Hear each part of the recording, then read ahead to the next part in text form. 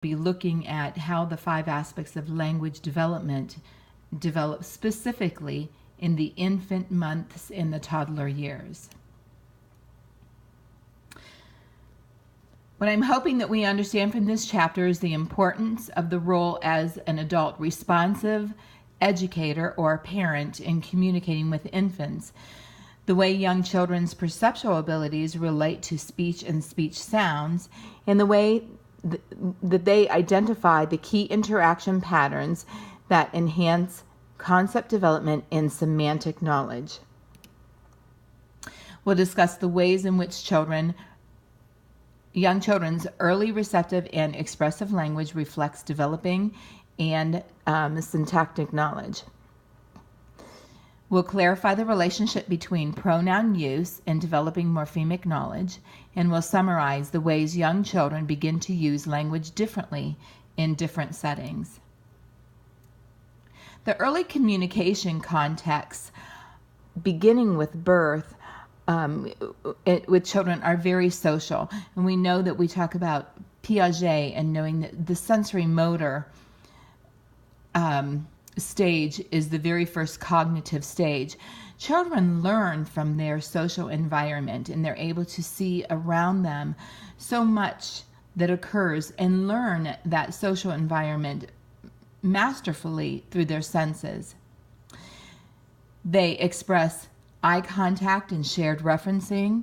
They understand communication loops, even if they're not able to make specific sounds or word utterances at this point. They are able to understand first me, then you, in a sense of a shared reference, or the communication loop and understanding and waiting for a response from a parent, a guardian, or an educator. They focus on meaning and trying to understand, which is a semantic understanding of language development. We as adults understand that our responsiveness to a young child can help them develop in their language skills and understand appropriateness of language, even if they're not speaking yet. We understand that sensitive periods for language development are critical in the development phase of children, and we begin to use tactics that help children develop their language and use their sounds in ways that we understand that they are learning, and that their ability is there to develop a continuous sense of learning. We will discuss the ways in which young children's early receptive and expressive language reflects developing syntactic knowledge, which is word order, and clarify the relationship between pronoun use and developing morphemic knowledge, which is adding prefixes and suffixes, which of course at infancy they wouldn't be doing, but they would be starting to learn past, present, and future as young toddlers. And we will summarize the ways that young children begin to use language differently in different settings, which really taps into pragmatic knowledge. Beginning at birth, children are part of a social environment. They have eye contacts, the shared reference and communication loops, and they're able to focus on meaning, that semantic understanding and quality and value of language communication, even if it's not, again, with words, but body language, and through smiling or frowning or crying, we're still able to communicate a sense of language in these ways, especially as young infants. The importance of the adult responsiveness in interacting with the child is critical at this age. This is when a child learns the social interaction, the appropriateness of ways that we interact with parents and maybe siblings and our friends as well.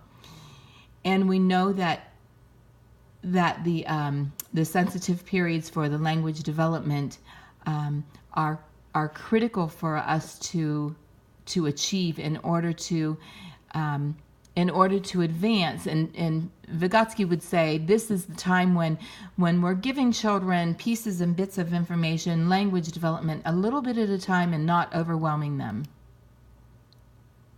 We know that the phonological development that infants begin to learn their speech sounds in utero, which means in a mother's womb. That newborns are able to establish sounds with phonetic development, like the ma, ma, ma, da, da, da, ba, ba, ba, as they get a little bit older. However, a newborn infant will hear a sound that a mother or a father or a caregiver or a sibling is making and begin to turn their head in order to find the parent making that sound or the sibling making that sound. The role of prosody is the ability to make that speech sound and to semantically begin to make a connection with the sound and the meaning. Infants begin to do this even in your early infancy. The production of their speech sounds is a physical maturation of speech mechanism. So, for example, we can't expect a child to master this sound until they are chronologically a little have developed. So Piaget would say this is very true. We first must be able to mature before we can make the appropriate speech sounds. Early vocalization begins with cooing or babbling or echolalia babbling. And the book sharing and phonological development is critical with young children, as we are able to point to pictures and they're able to make sound symbol relationships. Book sharing becomes a very critical piece in a child's development. So we as educators begin to understand, if not every child has that interaction with a social other, like a parent or a guardian or a sibling, that they may come to us in preschool, kindergarten, in the early grade school ages, needing a little bit more help in referencing the stimuli environmental print around them. Toddlers begin the production of speech sounds as a continuation of echolalic babbling. So they mimic us, and the babbling begins to sound somewhat like our words, which gives them agency to begin using early words. The pronunciation is not stable. However, the child is aware of the sound similarities and patterns, so the adult influence of making those sounds is critical at this point in a child's life. And toddlers experience the sounds and make symbolic relationships with print and environmental stimuli, such as like a McDonald's sign, a stop sign, a no crossing sign. Even as toddlers, if we make them aware of these things, then they will make that sound symbol relationship. Toddlers who suffer health problems in phonological development, such as ear infections, may have some difficulty in learning speech patterns simply because they're not hearing it right. So if they're not hearing it right, they very well may not be saying it right. So we have to be keen educators and providers of child care in recognizing these stages early on, so a child is able to have appropriate resources and modifications for their needs. With infants, the early associations between speech and meaning are obvious with us as parents and educators. We're able to see the concept development and receptive semantic language knowledge.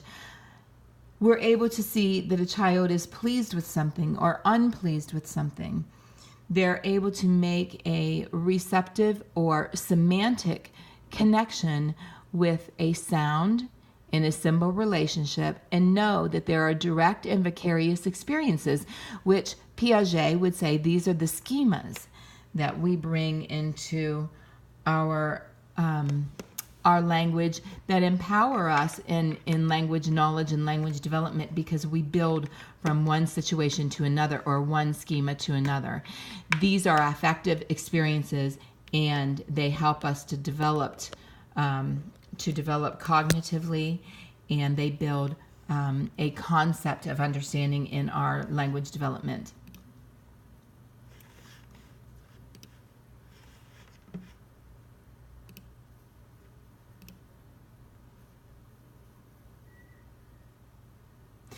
Infant symbol formation, such as association with speech sounds and meaning, begin as a very young age as well. And so with these sound symbol formations, we are understanding and able to associate the speech sounds with the meaning of a word. And so we as educators or parents in our community will point to something and say the word again, and try to establish an interaction pattern with the child that becomes a key concept for them in recognizing and understanding the language development, but also the meaning of that language. And they will make associations and remember those associations. Infants begin to express semantic development with idiomorphs and conventional words and holophrastic phrases and semantic knowledge and emergent literacy.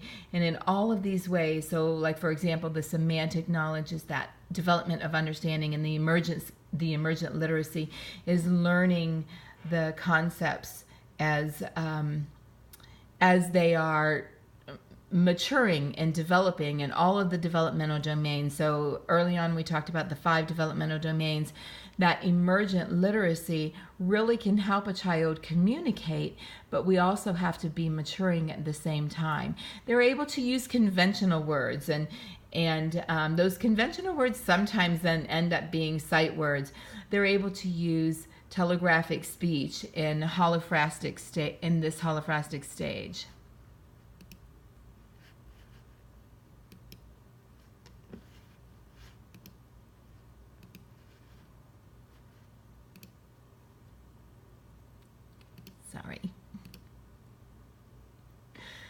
Toddlers use receptive vocabulary, and it is larger than expressive. So they're able to express themselves, but also understand that vocabulary. So understand the vocabulary that is communicated to them, and then appropriately use that vocabulary and express their own selves. And it may come in a very elementary way, such as the 2-word utterances. Expressive vocabulary then ranges from 20 to 170 words, but they still are using idiomorphs and symbolic language and communicating through sign symbol relationships, but communicating in as much through ways of making semantic connections and fast mapping and beginning to understand literacy and environmental print and telegraphic phrases and speech. Infants' receptive knowledge of syntax, so the ability to understand word order, is evident from research, and behavioral indications show that young children, such as young as infants, are able to display that they're understanding something, and they understand a sense of word order. They understand language in the context that an adult or a child caregiver is using the language, such as speech directed to a child in an environment. One environment may be different than another environment, and children begin to understand and appreciate and differentiate from one situation to another situation. They're able to use storybook interactions and associate them in their real-world environments.